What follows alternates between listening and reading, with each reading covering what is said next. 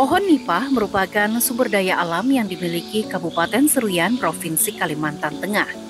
Namun, masih belum dimanfaatkan secara maksimal. Nipah yang tumbuh di lingkungan hutan bakau atau daerah pasang surut biasanya hanya dimanfaatkan daunnya sebagai bahan pembuatan atap. Pohon nipah yang selama ini tidak begitu dilirik ternyata memiliki potensi pasar dan nilai jual yang bisa meningkatkan perekonomian masyarakat. Besarnya potensi tanaman yang tumbuh di pinggiran Kuala Pembuang, ibu kota Kabupaten Seruyan ini, menarik perhatian Yayasan Kaleka untuk dikembangkan. Kaleka sendiri merupakan lembaga NGO atau Non-Governmental Organization yang bergerak di bidang penelitian dan pengabdian kepada masyarakat. Di Desa Sungai Undang, Kecamatan Seruyan Hilir, Kaleka membentuk kemitraan yang disebut Gawi Bapakat. Di Gawi Bapakat inilah dengan bekerja bersama masyarakat sekitar mengolah nipah menjadi produk gula.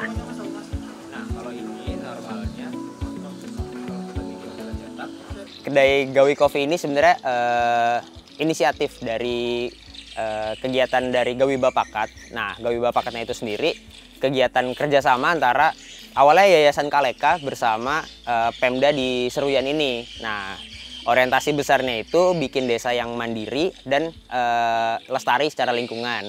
Nah, si kedai Gawi Coffee-nya ini adalah perwujudan untuk ngedisplay produk-produk yang kita dampingi di Kabupaten Seruyan ini, salah satunya gula nipah gitu. Jadi gula nipah yang diusahakan di desa ini khususnya di Sungai Undang di display di Gawi Coffee gitu. Jadi Gawi Coffee ini kopinya signature-nya tuh pakai gula nipah itu, kopi susu gula nipah. Kan biasanya kita sering dengar kopi susu gula aren. Nah, kami di sini bikin alternatifnya kopi susu gula nipah seperti itu. Tanaman nipah atau dalam bahasa Latinnya disebut Nipah frutescens dapat menghasilkan nira.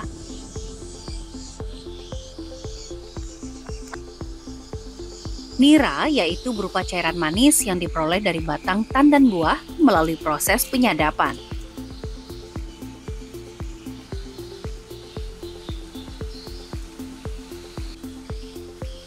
Nipah yang menghasilkan nira berpotensi untuk diolah menjadi beragam olahan produk makanan seperti gula cair, gula cetak, dan gula semut. Sebenarnya ide awalnya itu gini, di Seruyan ini terutama kafe ini, si Gawi Coffee ini sebenarnya itu bagian dari pusat edukasi nipahnya itu sendiri. Jadi di lokasi ini tuh pusat edukasi nipah. Jadi untuk orang yang mau belajar tentang nipah datang aja ke sini. Yang mau belajar nyadap nipah sampai jadi gula datang aja ke sini. Yang cuman sekedar mau cobain produknya datang aja ke sini gitu. Jadi di sini tuh kita munculkan semuanya, mulai dari kita bisa lihat gimana orang ngambil niranya itu dari pohonnya langsung sampai dimasaknya jadi gula sampai disajikan dalam segelas kopi gitu. Jadi semua orang bisa nyobain di sini, bisa tahu gimana sih prosesnya. Gula nipah itu sendiri sebenarnya nipah ini kan pohonnya palem-paleman, mirip sama gula aren, mirip sama gula kelapa atau gula merah yang biasa kita kenali di Jawa sana. Nah, gula nipah ini mirip seperti itu. Ada buah, ada batangnya, kemudian dipotong buahnya, disadap, itu keluar air. Nah, airnya itu disebut nira. Nah, si niranya inilah yang kami kumpulkan, terus kami masak sampai prosesnya jadi gula. Jadi prosesnya itu sebenarnya panjang. Idealnya tuh ketika buah, kalau di sini orang-orang sebutnya buah tembatu gitu. Buahnya namanya tembatu, pohonnya nipah. Nah, si buah tembatu ini masih seukuran ini gitu, masih seukuran segini, itu umurnya kira-kira 1 sampai 2 bulan. Nah, idealnya itu yang udah mulai dipilih nih sama masyarakat di sini. Jadi mereka udah milih buah ketika usia buahnya 2 bulan. Nah, ketika usia buahnya 2 bulan, mereka tandain, mereka bersihin batangnya, kemudian ditunggu, dibiarkan sampai usianya di 5 bulan gitu. Ketika buahnya 5 bulan, udah sebesar ukuran bola sepak bola, itu mereka akan mulai goncang. Digoncang selama 1 bulan. Setelah sudah 1 bulan, didiamkan selama 1 bulan lagi. Itu didiamkan selama 1 bulan. Lalu buahnya dipotong. Nah, ketika buahnya sudah dipotong, kan tinggal batangnya aja tuh. Tinggal batangnya. Nah, batangnya itulah yang nanti akan meneteskan air gitu, meneteskan air setiap hari. Kalau si petaninya terampil, dia bisa mempertahankan satu batang itu untuk menetes setiap hari selama 3 bulan gitu. Jadi mereka bisa punya pendapatan konsisten tuh selama 3 bulan gitu. Itu kalau terampil, dia proses menggoncangnya benar, habis itu proses nyadapnya tuh tipis-tipis. Nah, itu bisa tuh bertahan 3 bulan. Nah, setiap hari kan dikumpulkan, nira itu bisa dapat sampai 10 liter, 20 liter gitu. Lebih oke lagi bisa 50 sampai 100 liter. Wah, itu udah jadi mata pencaharian utamanya dia, mungkin bisa jadi kalau sudah sampai 100 liter. Nah, dikumpulkan nih sejauh ini sih di Sungai Undang ini baru di sini yang ngumpulin nira gitu, ngumpulin nira jadi gula. Jadi nanti masyarakat bawa niranya ke sini, di belakang sana disetor, dimasukin aja tuh ke atas rinjing, kita nyalakan api yang besar. Proses pemasakannya itu dimasak kurang lebih 4-5 jam. Itu di atas api besar dimasak aja 5 jam sampai dia sudah agak kental. Ya, intinya kurang lebih gitu. Walaupun sebenarnya detailnya itu panjang lagi prosesnya. Ada proses ngaduk di momen tertentu kayak gitu. Nah, nanti kalau dia sudah agak mengental, itu kita punya opsi tuh, mau bikin itu jadi gula cetak, gula cair, atau gula granul. Di sini kami sebutnya gula semut gitu. Nah, kalau yang paling sederhana, banyakan orang tuh bikin gula cetak. Nah, dibikin gula cetak ini ketika udah sampai di kadar kekentalan tertentu, kita angkat, kita aduk lagi di atas.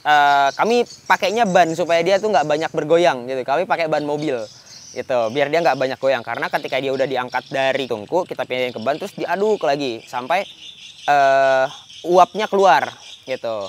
Sampai uapnya keluar, udah agak kering, baru kita masukin ke cetakan gitu. Kami cetak di cetakan bulat kecil-kecil gitu.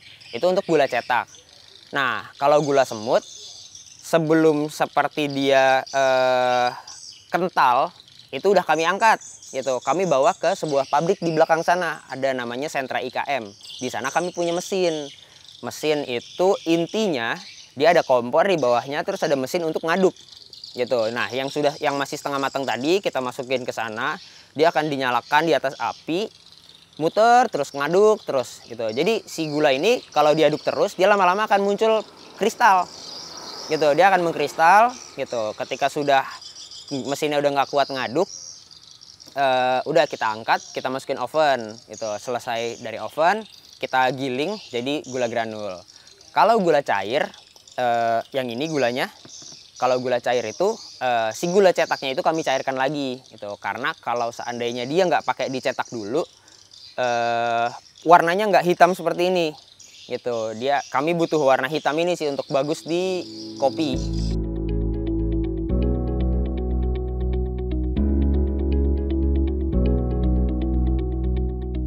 Menekuni usaha pembuatan gula nipah di Desa Sungai Undang ini masih relatif baru.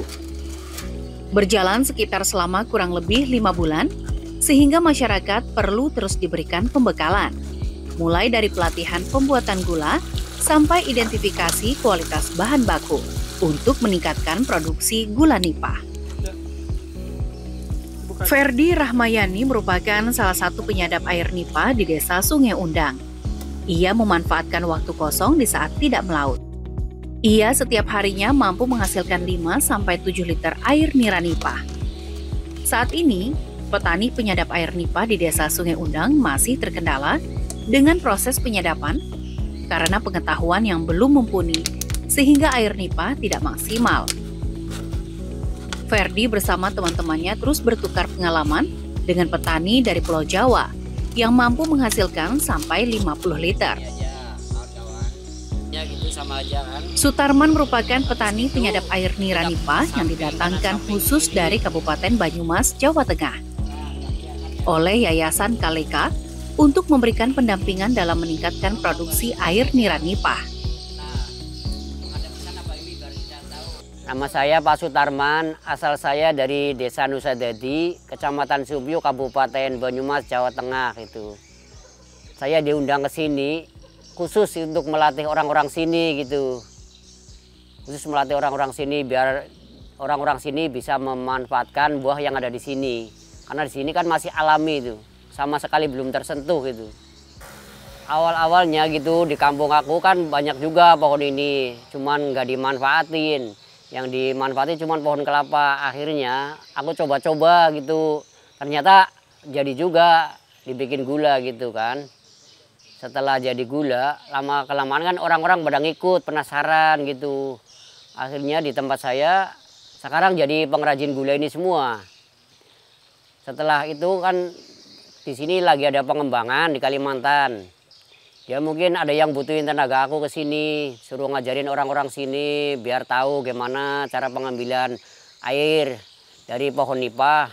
Kok di Jawa bisa jadi gula, di sini kok gak ada yang manfaatin gitu. Akhirnya saya ke sini lah coba-coba berbagi ilmu sedikit kan sama orang-orang sini. Ternyata orang sini juga ada kemauan juga mau belajar. Gitunya makanya kita kerjasama belajar di sini. Teknik penyadapan nipah yang bagus itu dari awal itu harus pakai proses. Minimal dari buah yang sebesar itu kita goncang selama 1 bulan. Habis dari 1 bulan itu kita diemin dulu 1 bulan juga.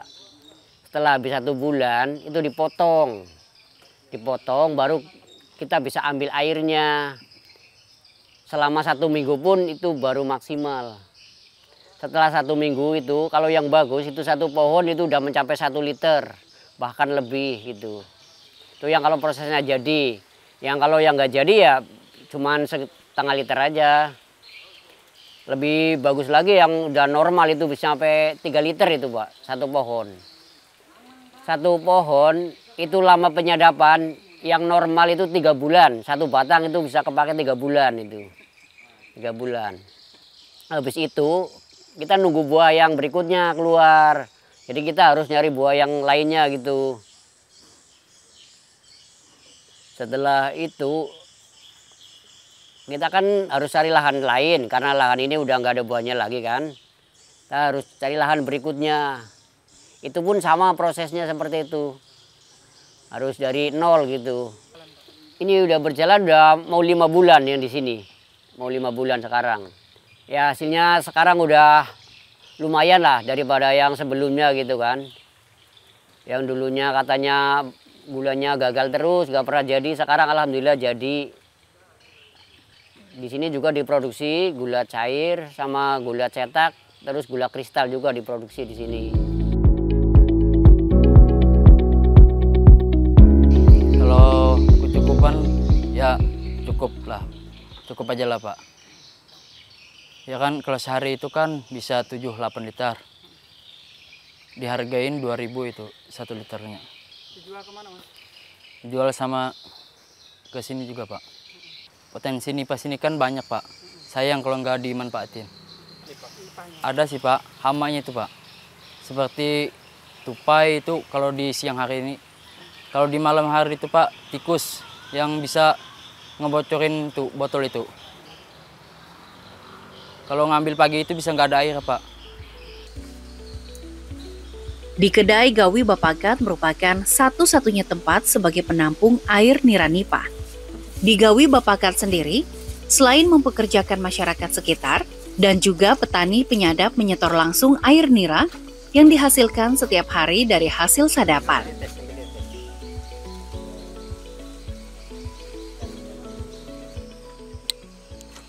Untuk saat ini ada beberapa petani yang masih kami pekerjakan secara langsung karena mereka memiliki konsistensi yang cukup oke gitu dibanding masyarakat yang lain, dan itu wajar gitu. Kemudian ada petani-petani lain yang mereka nyadap di tempat lain, entah itu di mana tapi masih di wilayah Desa Sungai Undang. Kemudian mereka nyetor niranya ke kami 10 liter kah, 15 liter kah gitu pagi, kemudian sore nanti 5 liter gitu. Nah, setiap liternya untuk masyarakat itu kami beli sebanyak Rp2.000 gitu, Rp2.000 per liter. Kemudian kami ada beberapa skema sebagai insentif bagi mereka yang sistemnya jual beli sama kami supaya mereka semangat.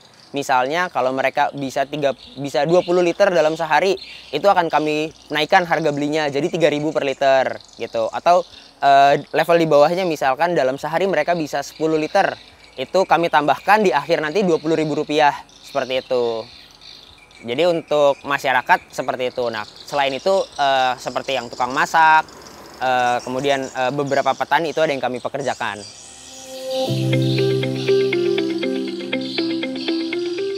Untuk lebih memperkenalkan produk gula nira nipah, Yayasan Kaleka bekerja sama dengan pemerintah daerah setempat membangun kafe dan juga pusat display produk olahan.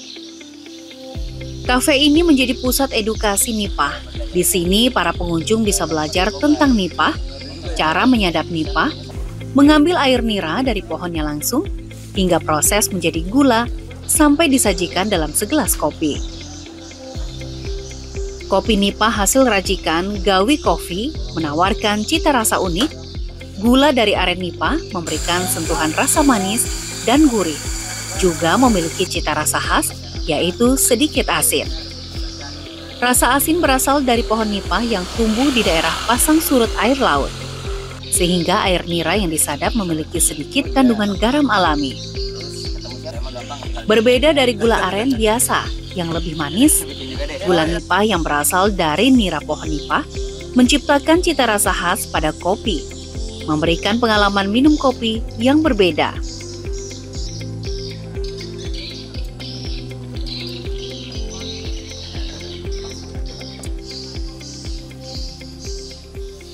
Untuk tanggapan gula nipah ini, sebetulnya gulanya ini hampir sama kayak gula aren, cuma rasanya tuh beda dikit, ada rasa asin-asinnya dan sensasi baru lah kalau digabung sama kopi itu.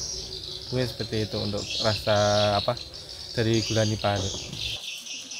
Gula ini kan dari Seruyan.